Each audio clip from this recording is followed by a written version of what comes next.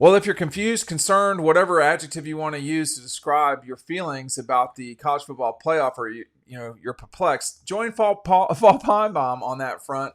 Paul Feinbaum on that front. Here's what he had to say, Matt. He said after reacting to the college football playoff, he says, "When you look at everyone else, Indiana hasn't played a ranked team. Penn State has lost to one. This committee is not serious." Then he goes on to say, "There is no way the football coaches on the committee can tell me with a straight face that they think Indiana, Miami, Penn State, schools like that are better than Georgia. It is not possible."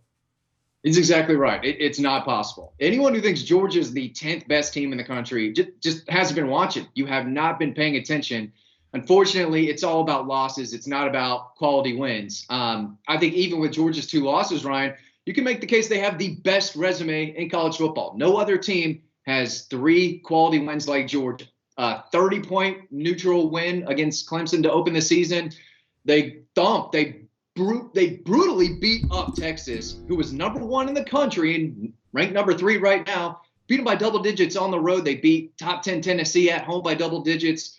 What are we talking about? Losses, you have to have context with these losses. Georgia's, barely, coming up short against Alabama in Tuscaloosa is not the same as losing to Georgia Tech or losing to Northern Illinois. It's not the same. And I know they got beat up by Ole Miss, and they're taking a lot of heat for it, right? They can't move up in the polls, and I think a lot of that is because of the way they lost to Ole Miss. But the quality wins have to matter at some point, and thankfully there's not a 4-team college football playoff this year, or else you're looking at 4 Big Ten teams in Texas whose best win is Arkansas, which Who, was who, who might who might not be the best team in the SEC. Right, exactly. So thankfully, there are 12 teams who are able to get in because the SECs really beat each other up and they're not getting credit for it, Ryan. I don't know. The committee doesn't know what they're looking for. Like Kirby Smart said, it's a giant mess. I'm hoping all of it kind of, goes, the phrase I'm looking for in my head is it all solves itself out. Go for it. Your turn. That worked out great last year, Ryan. No, well, not for Georgia. Not for Georgia. Or Florida State. I think that we're just seeing a combination of there's not an established criteria that we're following, which even if the established criteria didn't necessarily seem like it was the best, it would still be better than this just random list that we're looking at. That's what when I look at this college football playoff rankings, I feel like I'm looking at a random list of teams, and I don't feel like it means much because there's an explanation for this, but then that explanation disputes that. And then there's an explanation for that, but that explanation disputes this, which, and I understand it's really hard because they're all in different conferences. I get it. And it's not apples to apples, but that's also kind of the point, right? It's not apples to apples with the SEC. If you just polled fans, experts, media people, coaches, whatever, just polled who's the better team between this team and that team, those SEC schools are going to be higher up on this list than they are. They're just, Indiana would be a little bit lower, but we're also just seeing a lack in consistency in the way that they respond to wins and losses, right? Because like Matt, I think maybe it was originally when we tried to record this, Matt was talking about how they're just looking at the wins and the loss column. And it does look like that a little bit, but then you see that there's some bias in what they're saying, because when they first came out with their rankings, Georgia's loss to Alabama mattered more than Ohio State's loss to Oregon, and there's how they played. And so it's just all over the place, and there's just not a consistent manner in which they're doing this. I understand it's really difficult to do that, but we're just starting to throw, like Matt said, we're throwing out context. We're throwing out context for some of these games. So I understand it's difficult, but you look at that list and it just feels random. I mean, BYU and SMU, that's random. The way that teams are falling when they lose is random. There's still zero explanation for why Miami was punished in the least out of all the teams that have recently lost up at the top. It doesn't make, if anything, they should have been punished the worst. That's how I feel about it. If anyone was going to fall drastically in the last couple of weeks that was in the top 12, it should have been Miami. There's so many problems. Yeah. I'll start with this. This committee is working on having no credibility. And that's what I would be the most concerned about if I'm the rights holders, which is Disney and the College Football Playoff Committee, generally speaking, which is Bill Hancock and his group. First of all, let me just point a couple things out. Missouri lost and didn't move at 23. That makes no sense to me at all. SMU lost to BYU, and here you have an opportunity, Matt, at 13 and 14, where all you have to do is put BYU in front of SMU. It's completely irrelevant. They beat them, literally. So it's okay for SMU to be in front of BYU. I don't know why. But it's not okay for Georgia to be in front of Ole Miss. But it is okay for Georgia to be in front of Tennessee. Okay? So we got all that. Oregon has to be in front of Ohio State because they played. But all this other silliness here. I mean, you got Notre Dame number 6. Come on, man. Like, come on. Notre Dame, Miami, Indiana, and I'll put Penn State in there too. But let me focus on one thing, and maybe no one's talked about this at all. But I'll be the one that does it. How do we know that Texas is better than Penn State? Who has Texas defeated? I think Vanderbilt is their best win. In Arkansas. You don't know. I think right? I think I brought this up on our instant reaction to the rankings last night. Okay, but I don't recall that. But I guess what I'll say is, if you said that, I just don't like why. If this is only that third graders are doing this, and that's what we're doing now, why isn't Army in the top 10? So if it's only that you are undefeated or your loss column predicates where you're going, like having Texas A&M, frankly, behind BYU and SMU to me makes no sense. But I can only fight so many fights here, Matt. If you look at the AP poll, it's more reasonable. You have Miami out of the top 10. You have Boise, where they belong. They shouldn't, it makes more sense simply because you have dropped Miami. Miami should have lost and very probably did lose to Virginia Tech. They just, I don't know what to say about that. Then they lost to Georgia Tech, okay? They almost lost to the Calgorithm, and they had a horrific game to Duke. Anybody watching these games, there's no possible way you could say Miami's better than Georgia, okay? Ole Miss is getting some serious traction off of a win, and recency bias is very serious with this college football playoff committee. Ole Miss is getting some serious run from that because nobody's talking about them getting their ass beat by Kentucky. So, and losing to a bad LSU team. So those things have been glossed over. We are only in particular cases saying Georgia beat Tennessee, therefore they have to be in front of Tennessee. In the case of Georgia and Tennessee, Georgia beat Tennessee, but they have a better resume than Tennessee as well. So my hope, Matt, is that we get some clarity here. I know one thing. Texas damn sure better beat Texas A&M, or they may well be out, because I don't see how you would put 10-2 Texas in front of any of the SEC schools that are up there, because they hadn't played Alabama, they hadn't played Ole Miss, they hadn't played Tennessee, and Georgia beat them like they owed them money.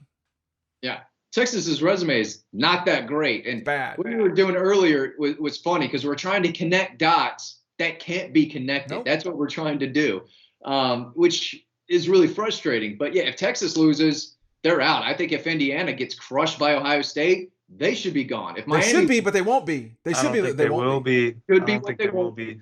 And again, that the losses being the only thing that matters is really funny to me. And SEC bias, there shouldn't be any, because Missouri should not be in the top 25. No, they just shouldn't. I think South Carolina is a really good team. I like that they're situated right there with Clemson. I think Shane Beamer is going to use that as motivation next week. I just can't wait for that game, if y'all can't tell. But again, it would be nice to have maybe new committee members next year. I don't know the rotation, but I think a new group that can tell us exactly what they're looking for, not here and there, or just trying to come up with something on the spot, which is what that dude kind of sounded like last night on TV, just kind of talking in a little bit of a word salad, not really giving us exact answers. And like Ryan said, I know it's a tough job. It's almost an impossible job, but you could do a lot better than this. That's all I'm asking for.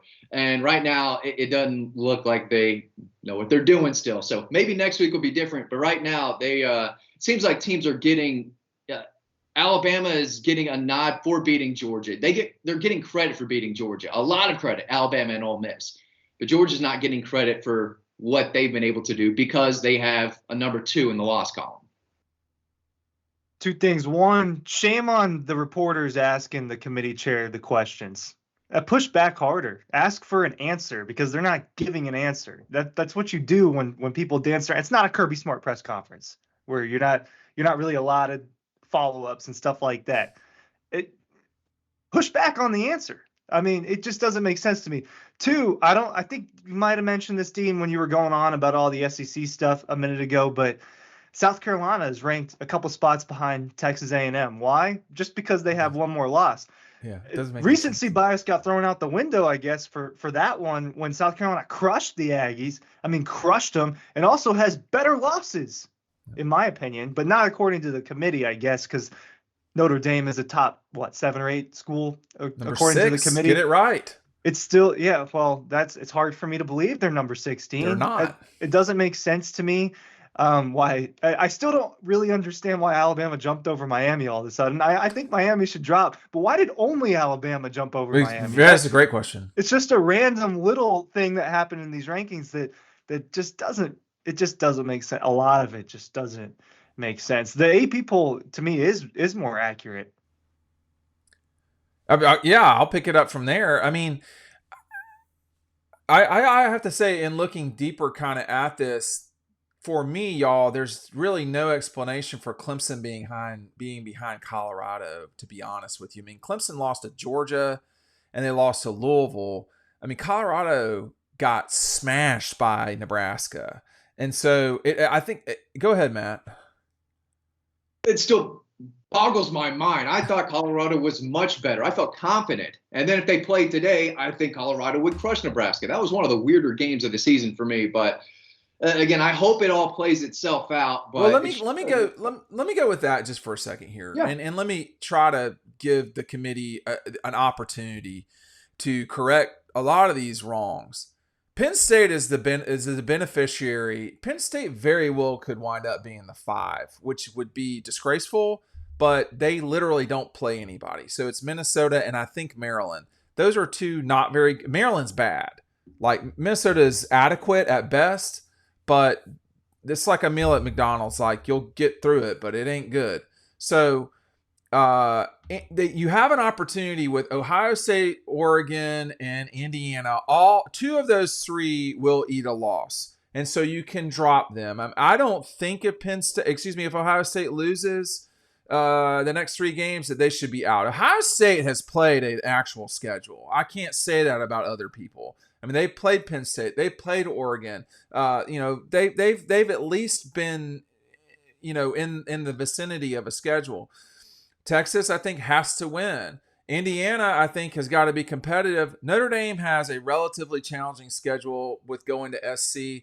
They're going to be a slight favorite in that game, but either Texas or Alabama or Texas A&M, who we've not discussed and can still get into this thing, someone else is losing there too. I think if Texas loses and you see a matchup of Texas A&M and Alabama, the loser of that SEC championship game, particularly if it's A&M, is out.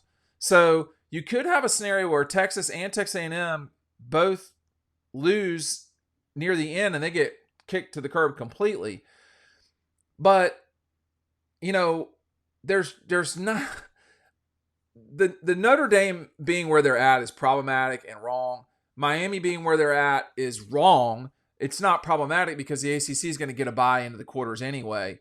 But this just makes it very concerning for me watching. I mean, it's very possible Ole Miss could lose at Florida. Tennessee, I don't buy them losing. Boise has a championship game still left. You got SMU likely has a championship game, likely BYU. So there's still a lot of losses to be eaten along the way. We know championship weekend that the SEC, the Big Ten, the ACC, which doesn't matter, and the SEC and the SEC and Big Ten will produce 2 more losses, Ryan. So the committee has an opportunity to get this right, but they have put Penn State so high.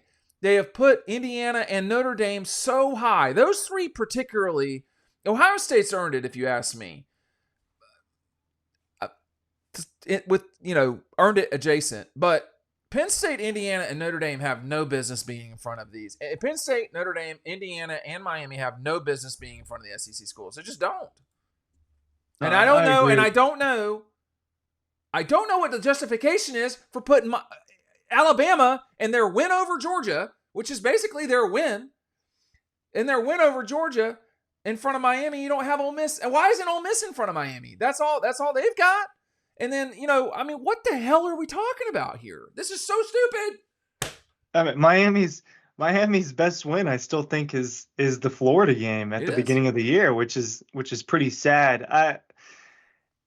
I think that 1 and 2 is right for what we've seen in college football this year. I do, especially since that was such a close game between those two schools, and they've taken care of business for the most part the rest of the way out. But it's an unintelligent list. I mean, there's a reason why everybody on TV and we're sitting here just complaining about it, because it needs to be complained about. But some of it will take care of itself. Now, my issue with that is what we've seen is definitely some Big Ten bias there at the top. And so I do wonder what is going to, I just assuming that Ohio State wins that game, because I think that's what happens. And how far does Indiana really drop? It does depend on how bad they get beat, but I don't think Indiana drops all the way out of the top 12, nor do I think that they necessarily deserve that. But are they only going to drop a couple spots because they went on the road and played number 2? Who the hell have they played, Ryan? Well, that's my point. I do think that this is a playoff team. They've beaten up on most of these schools. They haven't had any close games. I just don't think that they've done anything to deserve being ahead of some of the other schools. Are we talking about Indiana? Which is my point. Yeah. I still think that they're worthy of a playoff spot at this point. It's just my problem is how high they are. Well, I don't think they necessarily are worthy of it, but they should not be as high as they are. That's insane.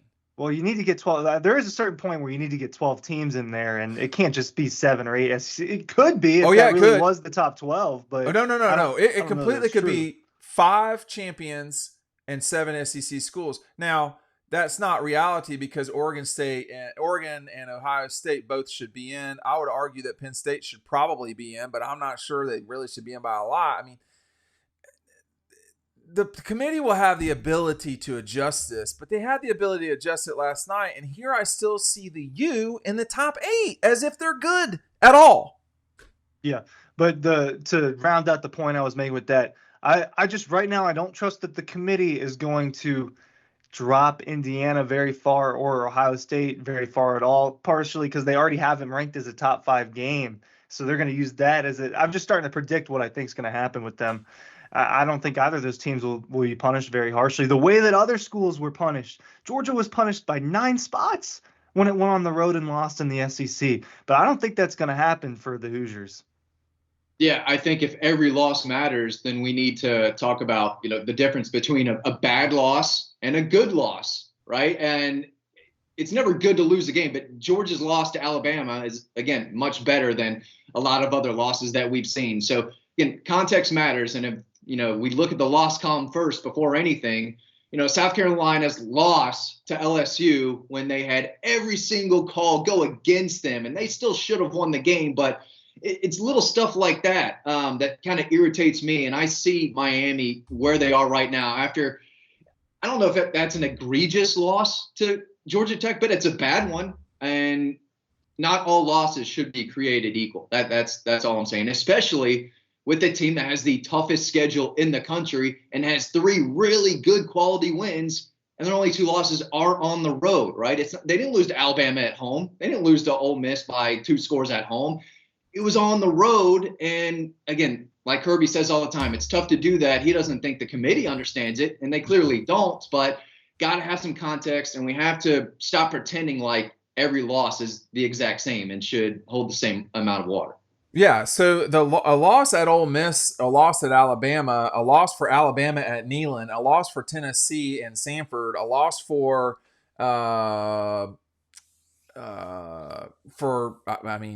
let's just take those. A loss for Ohio State at Oregon is not the same as Notre Dame's loss to a 6-5 MAC school. People were ready to throw them out of the playoff then when they lost that game. The second Well, that and that's why I think we can all be very reactionary. But I have to say, in particular, Notre Dame and Miami are egregiously high. Miami in particular of the group. But Penn State, Indiana, Notre Dame, and Miami are not on the same level as these other schools are. They just are not. I mean, if Penn State were on that level, they would be beating Ohio State. If they were on the level of like a Georgia or Alabama, they'd beat Georgia, or they would beat Texas, or they would beat, Tennessee. I mean, I have to be, I'll play this game now. I did this a while ago. I don't know how we can definitively say that who the best team of these three is. Georgia, Tennessee, and Alabama. Do you know why? Because in every single vacuum scenario, Georgia beat Tennessee at home. Tennessee beat Alabama at home. Alabama beat Georgia at home. So none of those other guys are playing the other teams. Like Georgia's not, the Rebels did not play Tennessee this year. Alabama did not play Ole Miss this year. So I don't really know how we know that Texas is the third best team in the country and therefore the best team in the SEC if they've not played Alabama, Ole Miss, Tennessee. Georgia has played those guys, so we know what that situation. And then they played Texas, and they've played 5 of the 17 schools in the top. And they played 5 of the top 17 schools, y'all. Like, what are we talking about here? If I would hope, and like I said, all due credit to Ohio State. They've played at Oregon. They've played at Penn State, if I'm not mistaken. They're going to host Indiana.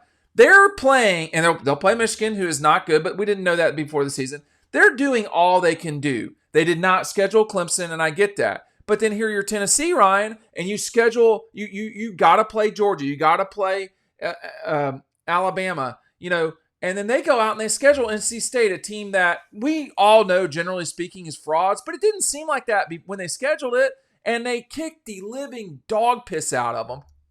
And NC State sucks. Tennessee gets no credit for that. They go on the road and get, I think, a good loss to Georgia.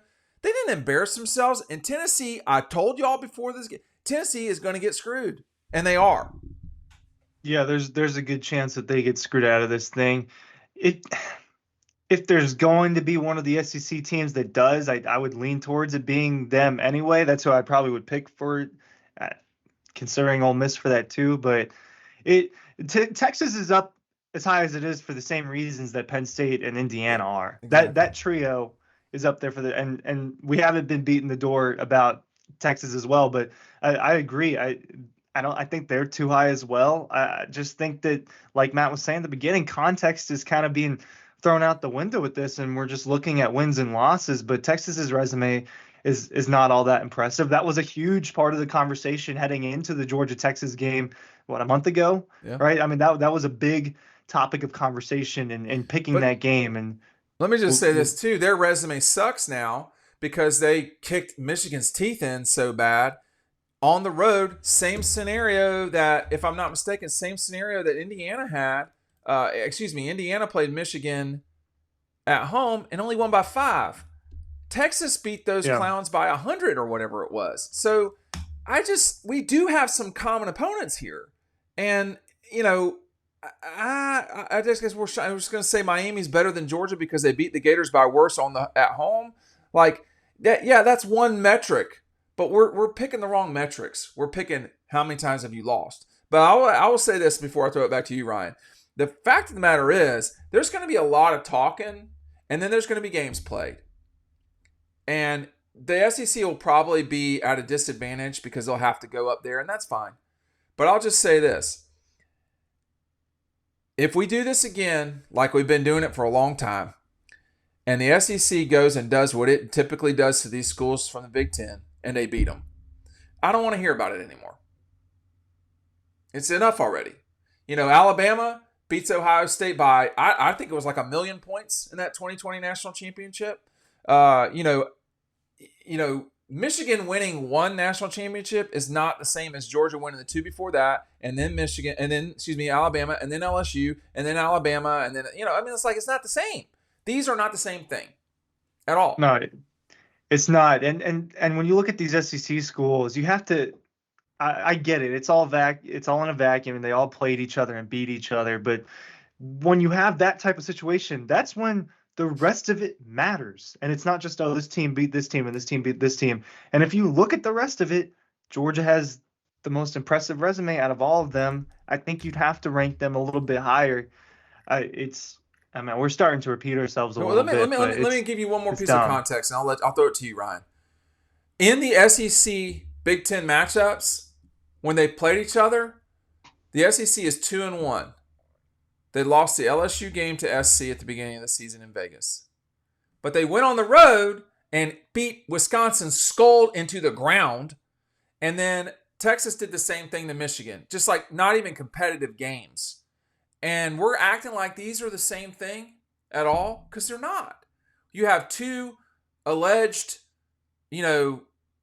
higher end, certainly Michigan programs in the Big Ten.